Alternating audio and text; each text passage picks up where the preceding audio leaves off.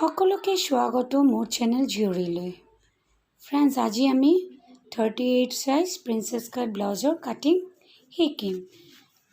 তো আগতে আমি চেষ্টৰ মাপটো ওলাই লওঁ। চেষ্টৰ 1/4 প্লাছ 2 ইঞ্চ, 38ৰ 1/4 হ'ব 9.5 ইঞ্চ, লগত 2 ইঞ্চ এড কৰি আমি কাপোৰটো 2 ফল্ডত ফল্ড কৰি ল'ম। আগতে আমি বেক পাৰ্টৰ কাটিং কৰিম। তো আমাৰ আহিছে 11.5 ইঞ্চ। তো আমি 11.5 ইঞ্চত আমি কাপোৰটো ভাঁজ কৰি ল'ম। এতিয়া আমি তলৰ সাইডটো আমি সিধা কৰি ল'ম। এতিয়া লম্বা ল'ম, আমি লম্বা আছে 13, আমি ল'ম 14 ইঞ্চ। 1 ইঞ্চ এক্সট্ৰা ল'ম চিলাই মাৰ্জিনৰ কাৰণে, এইটো আমি সিধা কৰি ল'ম। এতিয়া শোল্ডাৰৰ মাৰ্কিং কৰিম 5.5 ইঞ্চৰ আৰু আৰ্মহোলো ল'ম 5.5 ইঞ্চ। এতিয়া চেষ্ট লাইনৰ লগত এইটো লাইন মিলাই দিম।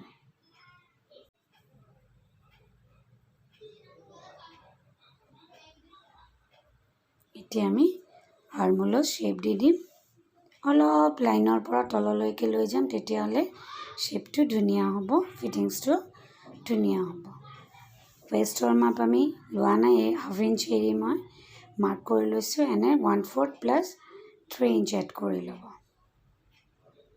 3 ইঞ্চত নেক লাইনৰ মাৰ্ক দিছোঁ আৰু ডিপটো, এইটো ডিপ নেক হ'ব। ওপৰত আমি 3 ইঞ্চ লৈছোঁ, তলত আমি 4 ইঞ্চ, এই দুটা মাৰ্ককে মিলাই দিম। এইটো ৰাউণ্ড নেক হ'ব আৰু নেক লাইনৰ ছাইডত আমি ডাউন কৰিম। আমি আৰ্মহোলৰ ছাইডত ডাউন নকৰোঁ, কিয়নো এইটো ডিপ নেক ব্লাউজ হ'ব, সেইকাৰণে আমি নেকৰ ছাইডতহে ডাউন কৰিব লাগিব, তেতিয়াহে আমাৰ শোল্ডাৰটো পৰাৰ ভয় নাথাকে। এতিয়া আমি মাৰ্কিঙত কাটি ল'ম।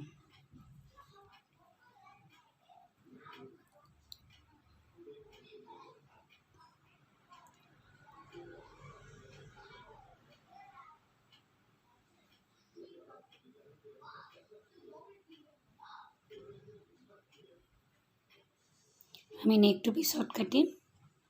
এতিয়া ফ্ৰণ্টটো কাটি ল'ম। ফ্ৰণ্টটোত আগতে আমি বেক পাৰ্টটো 1/2 ইঞ্চি, আগফালে 1/2 ইঞ্চ মাৰ্কটো লগাই লৈছোঁ 1/2 ইঞ্চি। এইখিনিত আমি বেক পাৰ্টটো বহাম। এই 1/2 ইঞ্চি আমি হুক পট্টিৰ কাৰণে ৰাখিছোঁ। এতিয়া বেক পাৰ্টটো পূৰা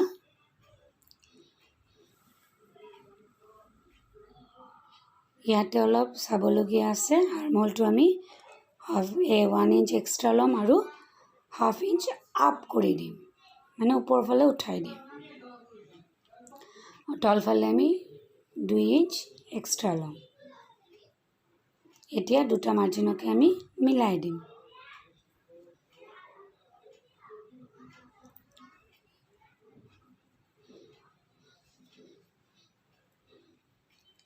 আমাৰ তলফালে 1 ইঞ্চ এক্সট্ৰা ল'ব লাগিব।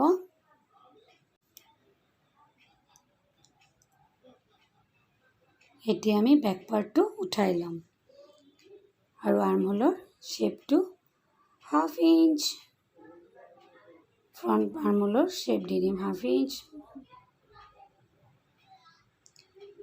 আৰু নেকটো যেনেকুৱা আছে, আমাৰ যিমান ডিপ লাগিব সিমানে কৰি লওঁ।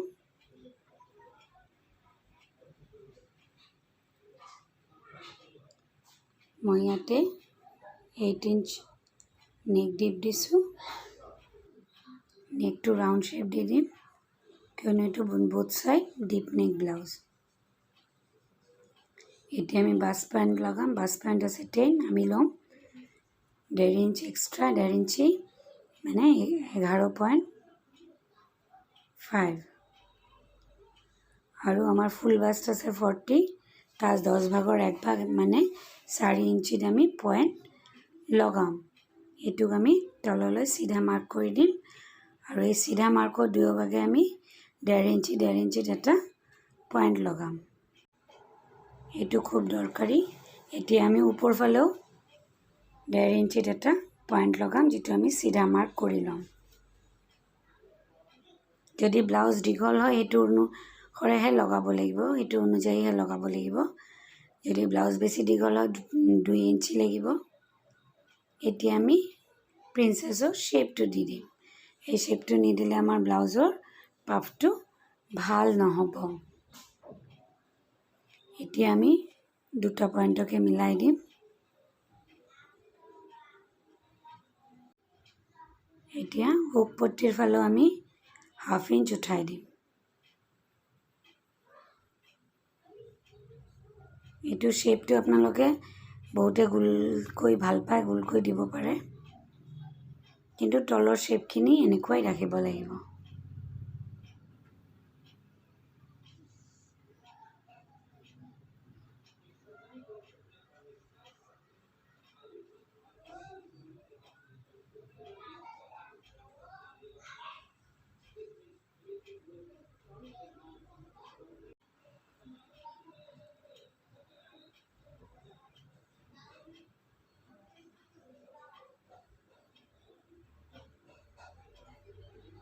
আমাৰ কাটিং হৈ গ'ল।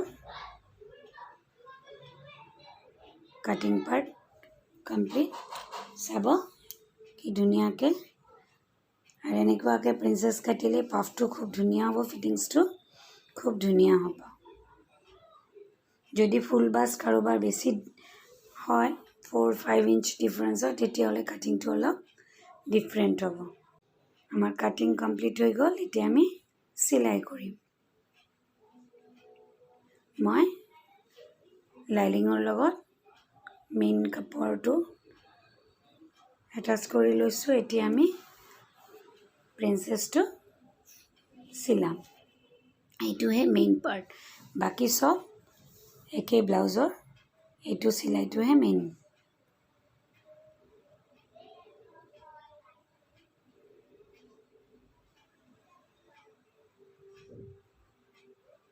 এটা মই ওপৰৰ ফালৰ পৰা, এটা তলৰ ফালৰ পৰা, এইটো ওপৰ ফালৰ পৰা চিলাই আছোঁ। চাব খুব ধুনীয়াকৈ ঘূৰাই ঘূৰাই কৰিব লাগিব, নহ'লে এটা পাৰ্ট সৰু এটা পাৰ্ট ডাঙৰ হৈ যাব। এইটো ধ্যান দিব লাগিব।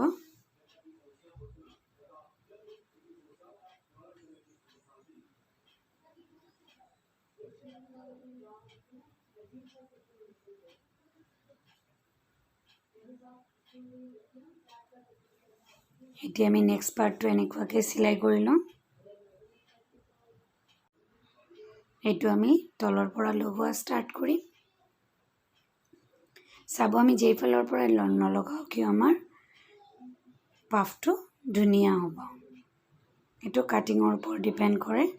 কাটিং যদি আপোনাৰ ভাল হয়, ষ্টিচিং খুব ভাল, ষ্টিচিঙত মন দিব লাগিব, কিন্তু কাটিং ভাল হ'লে পাফটো এনেই ভাল হ'ব।